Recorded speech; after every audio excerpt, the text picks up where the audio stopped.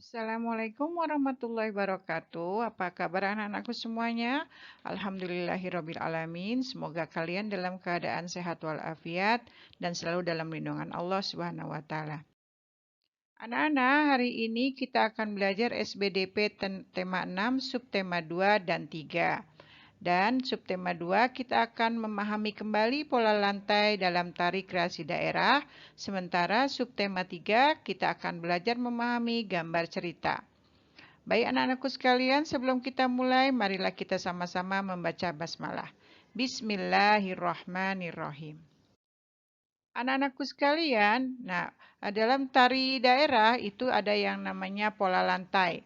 Pola lantai adalah formasi yang dilakukan oleh penari dengan perpindahan, pergerakan, dan pergeseran posisi dalam sebuah ruang untuk menari. Fungsi pola lantai adalah sebagai berikut: untuk menata gerakan, menciptakan kekompakan, dan membentuk komposisi dalam pertunjukan tari agar menjadi lebih menarik. Anak-anakku sekalian, pola dasar dalam pola lantai ada dua, yaitu pola lantai lurus dan pola lantai melengkung. Ya, di sini akan Ibu terangkan sedikit.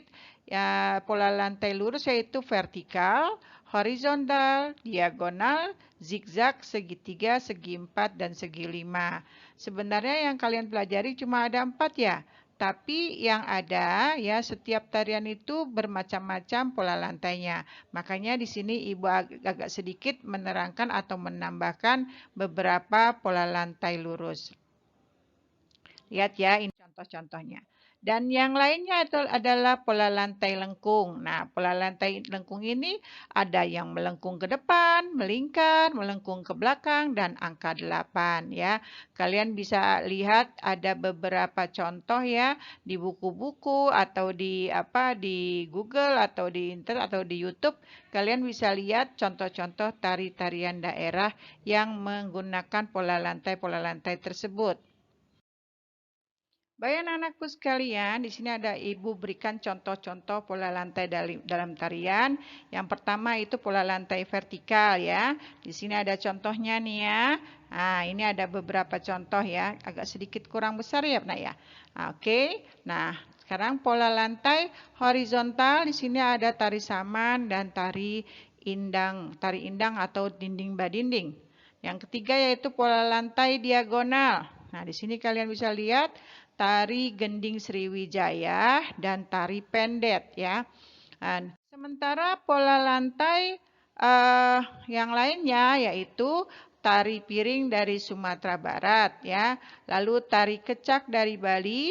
Nah, ini ada contohnya ya. Nah, ini ada tari andun dari Bengkulu dan tari sekapur siri dari Jambi. Ya, ini ada contohnya ya sayang ya. Itulah dia beberapa contoh tari-tarian daerah yang menggunakan pola lantai yang tadi sudah Ibu jelaskan dan Ibu sudah beri contohnya. Nah, sekarang kita akan belajar tentang subtema 3, yaitu memahami gambar cerita. Nah, sekarang perhatikan gambar cerita. Apa itu gambar cerita? Gambar cerita adalah gambar yang menunjukkan kegiatan orang-orang atau hewan dalam sebuah cerita atau suatu peristiwa. Gambar cerita dapat dilakukan dengan teknik kering dan teknik basah.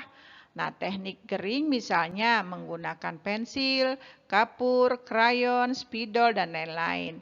Sementara teknik basah misalnya menggunakan cat air, cat minyak, dan cat akrilik.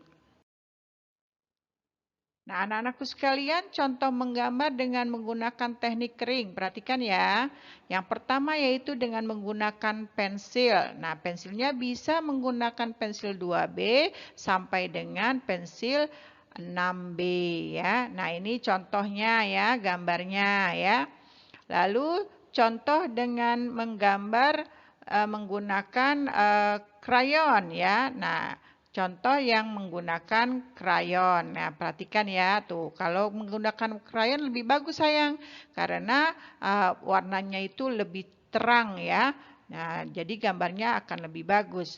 Nah, sementara gambar yang menggunakan kapur. Nah, ini biasanya digambar atau menggunakan dasar papan tulis yang warna hitam ya, lalu tembok-tembok, jalan-jalan seperti itu ya.